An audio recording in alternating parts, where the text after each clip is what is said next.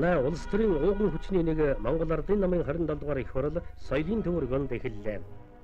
Их хурлыг зохион байгуулах комиссийн дарга Дэмбэрэл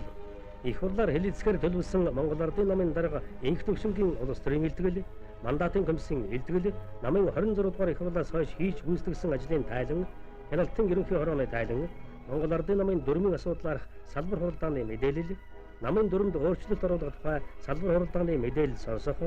2021 он хүртэлх Монгол Ардын намын хөгжлийн зорилт, намын үйл ажиллагааны шинжилгээний талаарх дүгнэлт, зохион байгуулалтын зэрэг 9 асуудлыг хэлэлцэхээр нэмж оруулжээ.